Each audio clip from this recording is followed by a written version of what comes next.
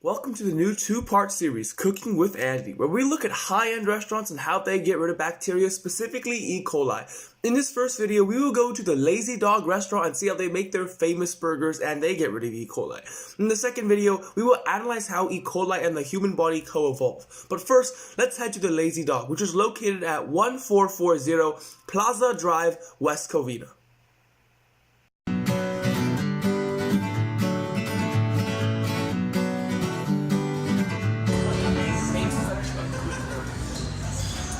The quality, when you look at a product that comes in, you want to make sure that the quality is consistent. So utilizing smaller areas or smaller farms per se, like Durham Ranch that actually supplies our bison, that we make our own bison patties in the house. I think it creates just a little bit more of that home feel flavor that you're going to get as opposed to going somewhere where patties are straight out of the freezer. So I think that's what gives it that nice next level up to casual dining, especially when it comes to a popular item like burger. In the news recently, there seems to have been a lot of restaurants that are having issues with health inspections specifically. What steps do you guys take to make sure that you have a, no pun intended, A-okay in terms of health inspections? Well, we actually have, most restaurants should have it, but we have an independent contractor outside of the department that also does their own inspections. It keeps us in the loop of any changes that might happen with product issues, recalls, changes in laws that happen kind of generally throughout the year.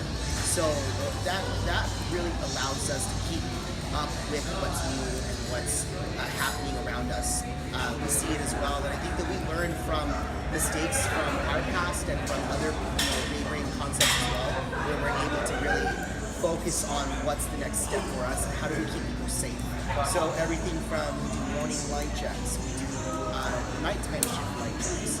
We make sure that if something is labeled, that it's labeled correctly. And if it's not, we throw the product out. If a guest has one complaint about something, we will go through the entire batch that we made instead of just saying it's an isolated incident. This guest just doesn't like it. We try. We check first, and then we go back.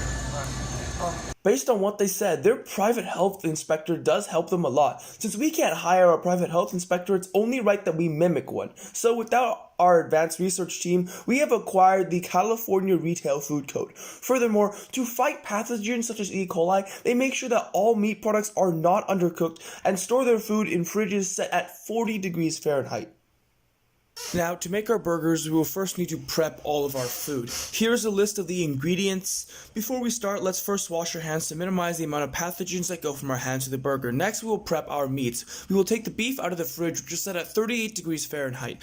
To make our patties, we will add some onion and garlic powder to our ground beef. We will then take our beef and make nice round patties around 3/4 inch thick. Then we will wash our hands again to prevent cross-contamination. After the patties are made, let's prep the vegetables. We will slice tomatoes and onions and then peel lettuce in large leaves. Keep in mind that these vegetables have all been washed in advance. Next, we will make sure everything is cooked at the right temperature and there is no chance for possible cross-contamination. This means cooking the beef at 145 degrees Fahrenheit or about 63 degrees centigrade internal temperature for 3 minutes on one side, then flipping it and allowing it to cook for another 3 minutes on the other side, and then placing a slice of Swiss cheese on top. Take the patty off and let it rest for 3 minutes as recommended by the USDA. Before we start to assemble our burger, we will wash our hands again to prevent any cross-contamination. The tools we use for the raw meat must be thoroughly washed before being used again. Finally, we will assemble the burger. Take the bottom bun and set it on a plate. Add the patty, lettuce, onions, and tomatoes. Top it off with the top bun and we are done.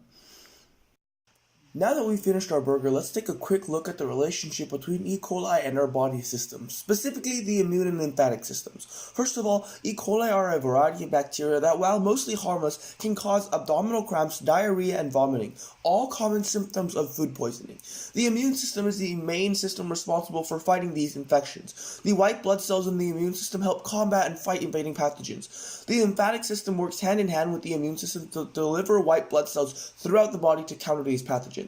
However, the relationship between pathogens and the human body goes very deep. Find out more next time on Cooking with Andy.